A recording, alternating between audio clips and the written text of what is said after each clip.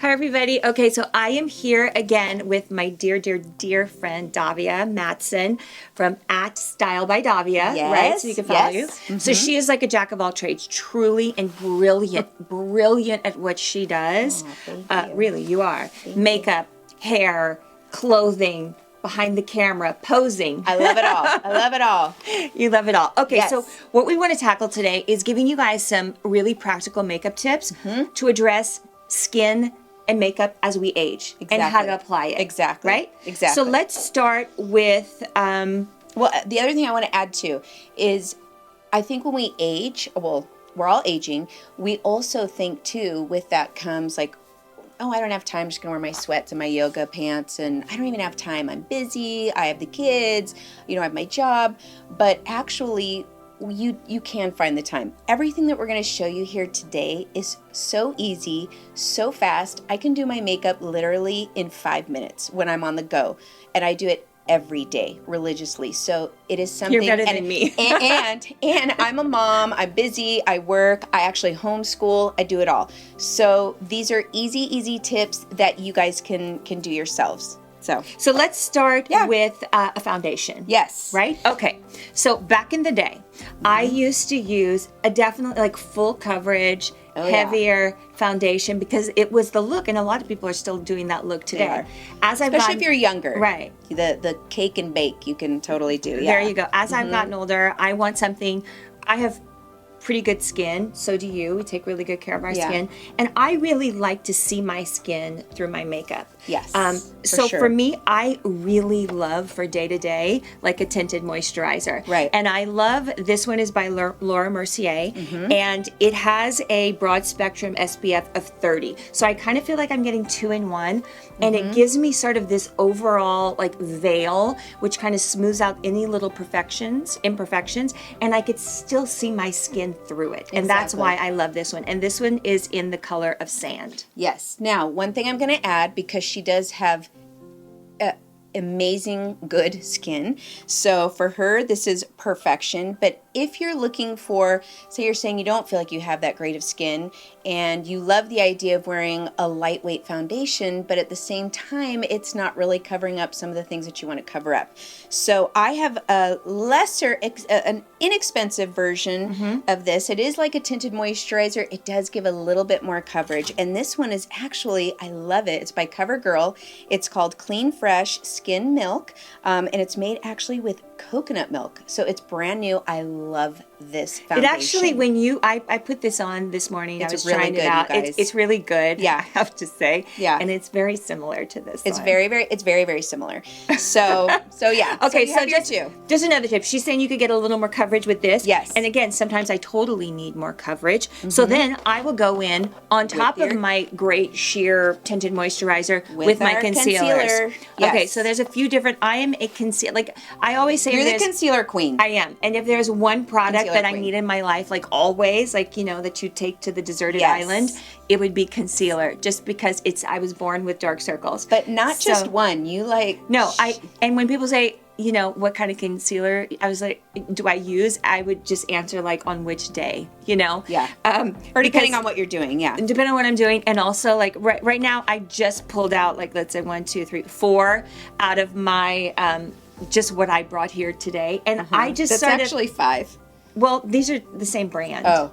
Yeah. Okay, gotcha. It just depends on what's going on with my skin, what I'm feeling. I Exactly. sort of do the same with my skincare. Yeah. So but I do want to share with you guys, one of my go-tos is NARS. I use multiple colors. So also with a concealer, Yes. I don't think one size fits all. I think sometimes you have to with that I take do agree. 2 different colors to, whether you're dealing with the darkness, you might need to cut it with a little bit of red. Right. And what I love, this is the full size version of the NARS, and I get enough coverage, but it's not like super, super matte. Right. But they also make these really cute little travel sizes that I kind of so put in my cute. purse, and Yeah. I love it. That's great. And a little bit, I could really blend it all over my face. It's sheer enough where it looks natural, but it gives me enough coverage, and I could continue to layer it. So even if I put my concealer maybe I put a translucent powder. Right. I could then go back on top of that and add a little dot in different places, and it doesn't look caked. Yeah. So that's why I love this one. Here is a Makeup Forever, an HD one, which I like. Again, I'll add it on top. Here, oh, this is not even a concealer. And here's a Clos de Pal Beauty, which this is definitely, look, it's like gone. And this is more pricey, but it's really pricey. really good. It's good, and it's a broad spectrum of 25, which is great. Yeah. But it's definitely a thicker one. Yes. So I don't use this one all the time. Yeah. This is a thicker one. And I love all these, and we use all these for photo shoots and for every day. And I'm going to show you two of my favorite that are, again, less expensive. This is the matte concealer. This is good. You've used this on me from day one. This is like old school, like reliable, good old fashioned concealer, which I love. From MAC, it's the NC30. NC30 Studio Finish Concealer. And honest to God, this color, I swear, I don't know what it is. It like looks good on everybody. But I use this every day, as you can see. And I just put my ring finger and I pat and blend right underneath the eyes. And then another one that I love. Today we used that one with a brush. And I felt like, I haven't used that one in a while because I felt like it might have been a little thicker for every day. For every day. But when we did it, like, yesterday for the shoot and today, we put it with a brush and I felt like it sheared it out a little bit. Yeah, you can shear that out. So you guys, you have to play with them. Exactly. Right. I think a lot of people get scared and go like, oh, I've heard like certain lines, it's like so heavy. You can adjust any product. Always know that. You can adjust all products. You can shear something out with the brush, with your finger. You can use a little moisturizer to shear out the foundation. Yes, going back to that with the foundation. Yes. Even if you have a foundation that you love, but you're like, oh my gosh, it's too thick. Yes. Just shear it out with a moisturizer. Right, or you can dampen your beauty blender with a little bit of water. I always have this on hand. This is just, I mean, they have other brands. This is this brand I got at CVS. But I will spritz a little bit on my face just to give that fresh look, or I'll spritz it on a sponge to give that really kind of sheer, hydrated foundation look. So this concealer, this is a new concealer that you found. Yes, this is another, going back to concealer. I love this one. Again, this is from, I think it's from like Rite Aid, CVS, It's Target. called Joah. Joah. Joah, and it's truly yours. It's full coverage concealer in natural beige. And I use this one. And again, it is full cut. Like, it gives me a little more than maybe my NARS, maybe around the same.